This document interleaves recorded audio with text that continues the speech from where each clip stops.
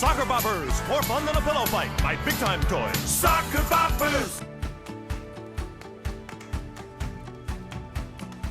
Number 10. Bop It. Okay, so since it's Mallory's birthday, we're gonna play her favorite game, Bop It! Yes! When you went to a party in the 90s, was it really a party if there was no Bop It there?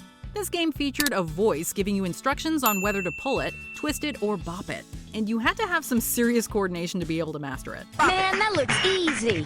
Sure, it looks easy. Bop it. But it's not! Whoa, it's getting faster. Bop It hit the market in 1996, and unlike many of the other toys on our list today, it is still available for purchase for your next party. Since the original version you remember from your childhood, the brand has released a number of new variations with advanced functionalities. Shout it.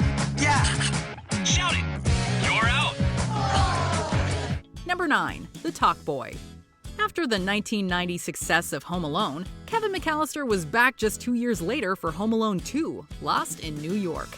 If you've seen the movie, you will know exactly what product we're referring to.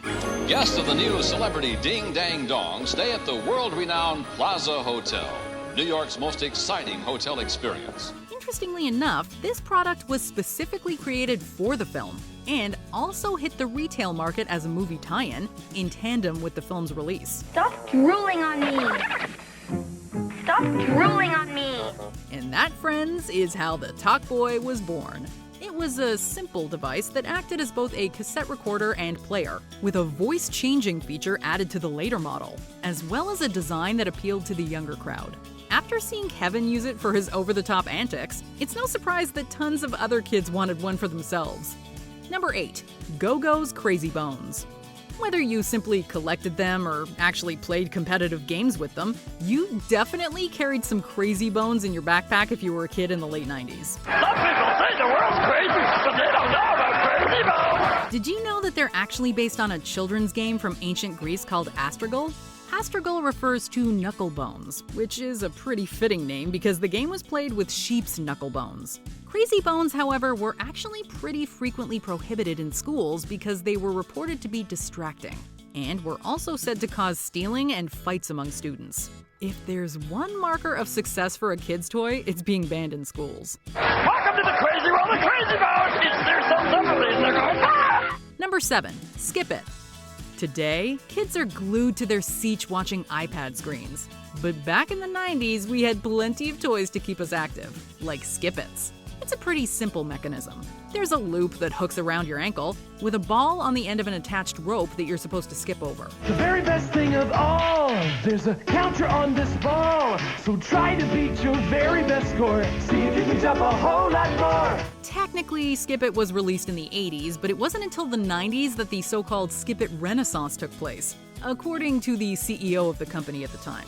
Skip it, sounds like fun. Faster, faster, everyone. As a mark of their popularity, the manufacturer even made stickers and streamers so you could personalize your Skip It and stand out from the rest of the basic skippers. Crystal clear, crystals with Skip It, it'll blow you away. It's a hot new way to play. Number 6. Soccer Boppers. Sock 'em boppers, sock 'em boppers. Want a toy that gives you an excuse to playfully beat the crap out of your friends and siblings?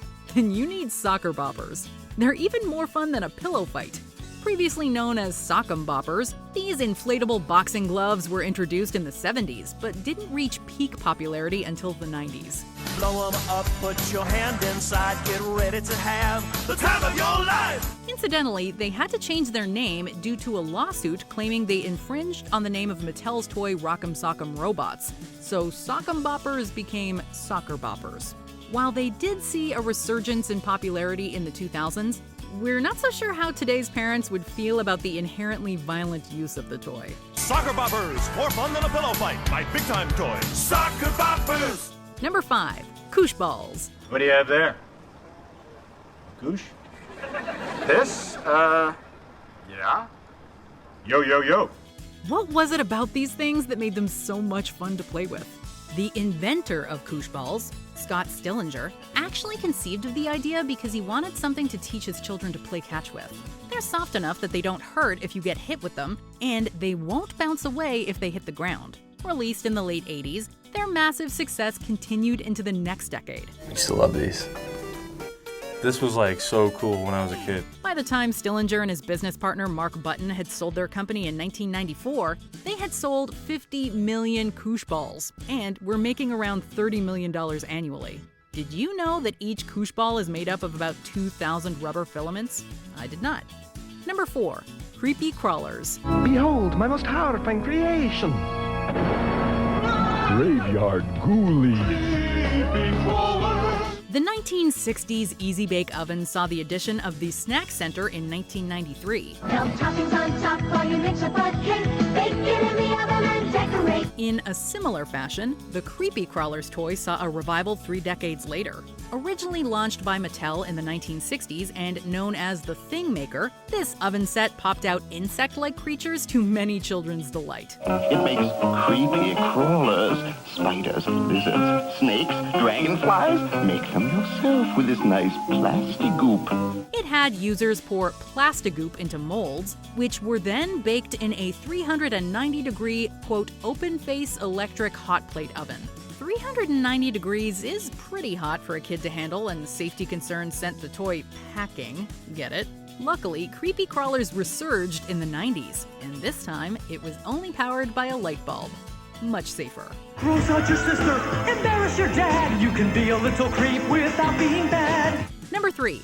Pogs. These are Pogs. They're milk caps. They're Pogs. It's a game. You stack them, and then you whack them. Pogs were another instance of toy manufacturers taking an essentially free game and commercializing it.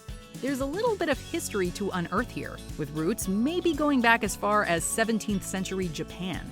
Originally known simply as milk caps, this is a game kids would play with actual caps from bottles of milk before the World of Pog Federation and the Canada Games Company started selling Pogs. But did the gameplay even matter? Haven't you heard that Pog is a game? Everybody knows it'll drive you insane. It's hard to say.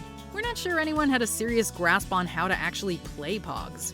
It was more about collecting them and getting ones with cool designs on them to make your friends jealous. Especially if it was a slammer. Number 2. Dear Diary. With the tech revolution kicking off, no modern teen or tween in the 90s could be bothered to write in an actual diary. Especially not when they were the proud owners of a Dear Diary, which may make you think of another toy on this list, the Talk Boy. Like a hotel room, please. Yes. Both toys were pretty similar in terms of their recording and playback functions, and they were both sold by Tiger Electronics. And best of all, what a hunk, it talks too. Released in 1996, Dear Diary let you type or talk into the pink device so you could record your innermost thoughts and deepest, darkest secrets. It has 14 different functions like horoscope, calculator. It even keeps my shopping list, guys numbers, and loads more. While we're not sure what the security was like, it had to be better than just posting it on the internet. Number 1. Tamagotchi. Digital pets were all the rage in the late 90s, and Tamagotchis were the ones to kick off this major trend. What wasn't there to like about having a little digital creature to take care of? You have to look after it as you would a normal pet. For instance, there's different icons on the screen that you have to cater for. At the moment, you can see Tamagotchi telling me it wants, as it's only young, it wants a nap. There's the Z is coming up. It's also, unfortunately, Mark, this one has done a great big steaming virtual poo. It's not too good. They lived in your pocket and everything. So for a brief moment in time, we all lived like Ron Stoppable. It's not just hype! That is what it does, right? Duh! Sure, we've all killed our Tamagotchis once or twice after forgetting them at home or simply becoming negligent, but hey, at least they weren't real pets, and we were only kids back then. Look, Goldie! I took good care of her, and she changed again. Change? How about changing some water here? Just like some of the other popular toys of the decade, this one found itself banned from many classrooms because kids kept putting their work on hold to tend to their pets. Mine's done so many good deeds. It has more angel power. No, mine does. Mine. Did you enjoy this video? Check out these other clips from WatchMojo, and be sure to subscribe and ring the bell to be notified about our latest videos.